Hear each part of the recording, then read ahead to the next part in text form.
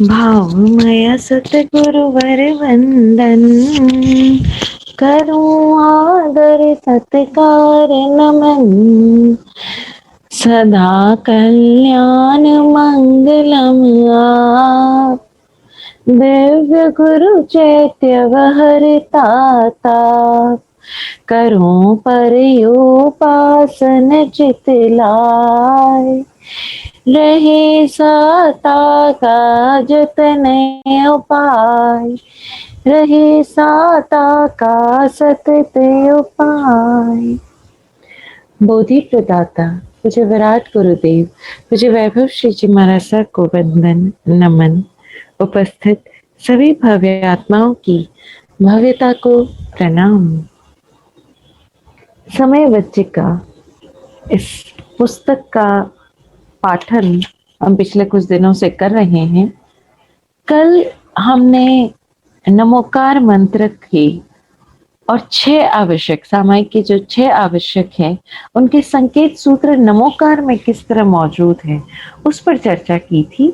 और पहले पद अरहंताणम में प्रत्याख्यान का जो संकेत है उसके बारे में हमने जाना। और हमने आप सबसे रिक्वेस्ट भी किया कि आप प्रयास करें कि जो पहले हमने नमोकार के बारे में इस किताब में पढ़ा लिखा जाना और जो अभी हमने 6 आवश्यकों के बारे में जाना उसे भी रिपीट करें, एक बार फिर से पढ़ें और इसको भी पढ़ें ताकि आप दोनों का संकेत समझ पाएं। हमने कल जाना कि अरहंत वे हैं जो दृढ़ संकल्प के प्रतीक हैं, जो स्वयं को जानने की यात्रा में सफल हुए हैं, जो स्वयं को पूर्ण रूप से जानने की यात्रा में सफल हुए हैं। उनका ये दृढ़ संकल्प उन्हें स्वयं को जानने में मदद कर पाया। और प्रत्याख्यान यानी संकल्प। और अरहंत प्रभु धर्म की नई प्ररूपणा करते हैं जो एक क्रांतिकारी कदम है। और हम भी अपने भीतर उतर रहे हैं, ये भी एक क्रांतिकारी कदम है और इसके लिए दृढ़ संकल्प की आवश्यकता है। आज हम द्वितीय सूत्र पद नमो सिद्धाणम यानी द्वितीय आवश्यक पजुआ सामी पर्युपासना इसके बारे में जानते हैं। Page number 265। पडवम नाणम के बाद में ज्ञान को जीवन में उतारने की दया की यानी तवो दया। पडवम नाणम तवो दया। पडवम नाणम यानी ज्ञान को जीवन में उतारना और दया यानी तवो दया पर्युपासना की स्थिति आती है। सिद्ध प्रभु अपने आप में शुद्ध पर्युपासना है। जहां अरहंत भगवान लोगों को धर्म में दृढ़ करने के लिए दृढ़ संकल्पित करते हैं, वहां सिद्ध भगवान मात्र आत्म पर्युपासना के सिवाय और कुछ नहीं करते। अतः सिद्ध भगवान यानी नमो सिद्धाणम पर्युपासन प्रेरणा मंत्र है एवं सामायिक के दूसरे आवश्यक का सूत्र है। सिद्ध भगवान यानी वो प्रतिपल हर क्षण हर समय आत्म पर्युपासना कर रहे हैं, उसके सिवाय कुछ है ही नहीं। सामायिक के दूसरे आवश्यक का सूत्र क्या है? पर्युपासना। तो सिद्ध भगवान पर्युपासन प्रेरणा मंत्र है। वे सिद्ध प्रभु दर्प रहित दर्पण के समान है। दर्प यानी अहंकार। तो दर्प रहित दर्पण के समान है जिसमें कि संपूर्ण लोक स्वतः भासित हो जाता है। वे अपने आप में सनातन मौन मगर अनंत वीर्य रूप आसीन हो जाते हैं। अतः मैं परमात्मा के ऐसे 8 गुणों की पर्युपासना करूं। सभी लोग परस्पर प्रेम सहयोग व सह अस्तित्व भाव से जीवन जिएं। पर्युपासना शब्द का तात्पर्य परिपूर्ण रूप से आत्मगुणों के समीप जीना है। ऐसी स्थिति मात्र सिद्ध भगवंतों की होती है। अतः पर्युपासना आवश्यक नमो सिद्धाणम पद में समाहित है। सिद्ध अवस्था का ध्यान उस आत्म रूप की खोज उसका स्वाध्याय ही द्वितीय आवश्यक का विधान है। अतः दूसरे आवश्यक की साधना में साधक तभी प्रविष्ट होता है जबकि उसका सिद्धों के प्रति नमन हो जाए, समर्पित हो जाए, नमो सिद्धाणम हो जाए। आई सपोज बड़ा सीधा साधा सिंपल सा दिया गया है इसमें कुछ समझने या समझाने की आवश्यकता नहीं। तृतीय सूत्र पद नमो आयरियाणम, तृतीय आवश्यक पद परिकमामि, प्रतिक्रमण।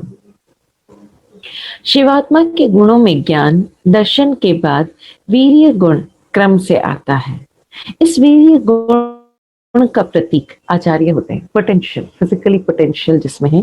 क्योंकि देहधारी आत्मा बंधन से छूटने के लिए कुछ न कुछ करती रहती है, मगर इस पराक्रम में अक्सर उसके द्वारा अतिक्रमण हो जाते हैं। अतः नमो आयर्याणम, ये तृतीय पद उन अतिक्रमणों का पुनः प्रतिक्रमण करने का सूत्र है एवं सामायिक का तीसरा आवश्यक है। आचार्य देव 36 गुणधारी आचरण विज्ञान है, जिससे सारे अतिक्रमण का प्रतिक्रमण हो सकता है। अतः मैं समस्त आचार्यों की विनय स्थिति करूं, सभी लोग नीति का खावे एवं विधि सम्मत रहे, नित्य प्रतिक्रमण करें।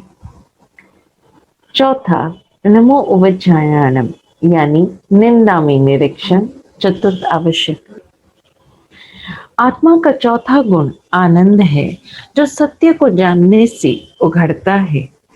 प्रतिक्रमण करने के बाद में साधक को ज्ञान गुण का सहारा लेकर संकित होना आवश्यक है, तभी उसकी काम विकृतियां आनंद में परिवर्तित हो सकती है। काम, क्रोध, मद, लोभ आदि विकृतियां आत्मानंद में परिशुद्ध हो सकती हैं।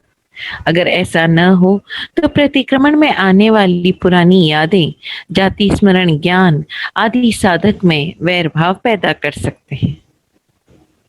संभव है कोई अपने पिछले जन्म के वैरी को देखकर पुनः आक्रोशित हो उठे और स्वयं का ज्यादा बिगाड़ कर ले। अतः उपाध्याय अपने ज्ञान, युक्ति, उदाहरण व समझाइश द्वारा साधक को अपने ही कार्यों का निष्पक्ष निरीक्षण करवाकर संकित बना देता है। हकीकत में साधक का स्पष्ट व असली सद्गुरु उपाध्याय ही होता है, जो ज्ञान द्वारा साधक के जीवन को सफल बना देता है।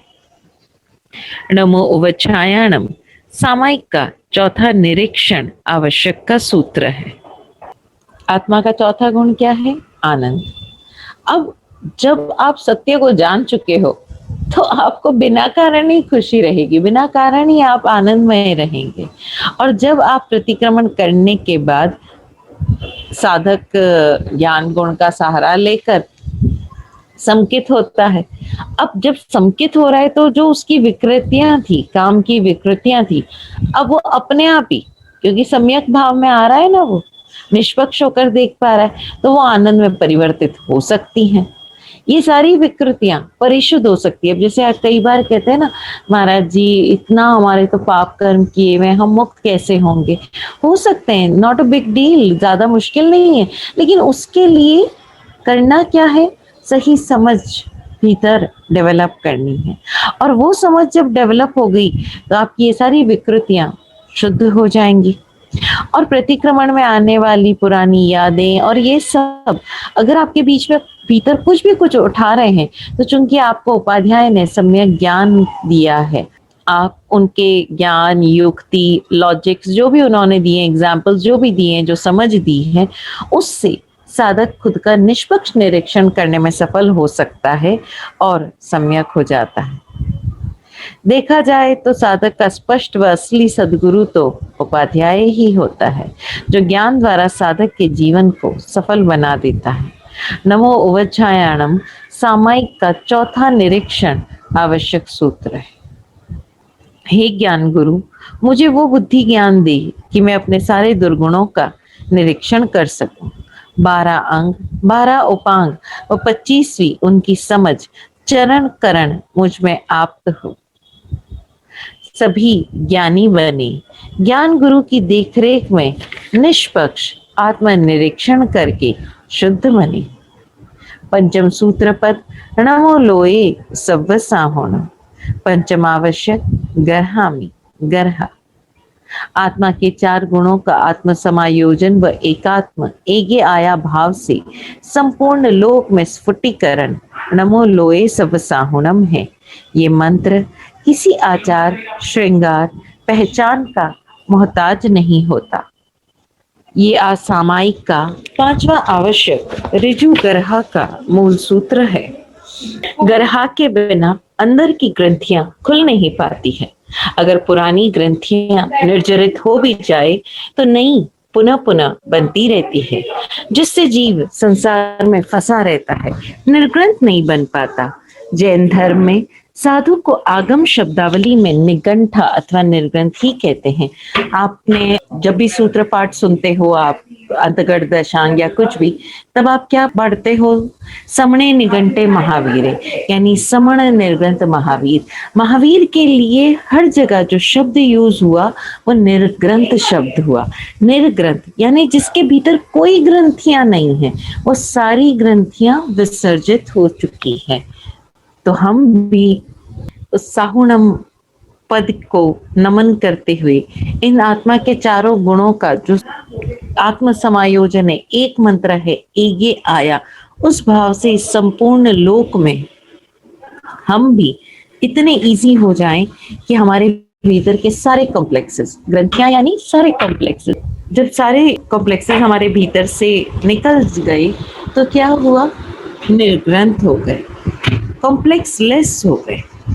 अगर पुरानी ग्रंथियां निर्जरित हो भी जाए तो नई पुनः पुनः बनती रहती है, जिससे जीव संसार में फंसा रहता है, निर्ग्रंथ नहीं बन पाता। जैन धर्म में साधु को आगम शब्दावली में निगंठा अथवा निर्ग्रंथ ही कहते हैं।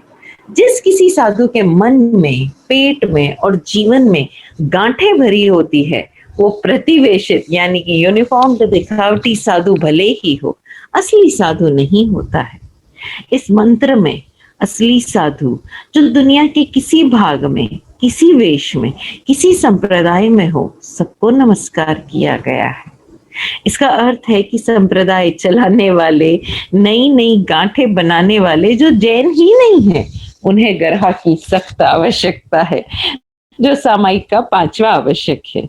इस आवश्यक साधना द्वारा साधक सरल, भव्य, निर्ग्रंथ, राजनीति, कूटनीति, लोभ, घमंड, आकर्षण, विकर्षण रहित हो जाता है। मगर ये तभी संभव है जबकि साधक गर्हा करके गुरुदेव की साक्षी से स्पष्ट बोलकर अपनी गलतियां स्वयं स्वीकार करे, ताकि वे सारी ग्रंथियां खुल जाए, घुल जाए, मन में कोई कुंठा न रहे। मैं धन्यवाद से सकल सृष्टि रूप परमात्मा के प्रति भर जाऊं। कितने अद्भुत है ना एक एक पद, और कितने गहरे हैं। मजे की बात है, और हमने इनको क्या बना दिया। खैर कोई बात नहीं, आज हमको समझ आई ना, आज समझ आई, आज आगे बढ़ चलो। आज समझ आई, आज से इस तरह से जब भी मंत्र बोले हमारे भीतर से भाव ये उठे।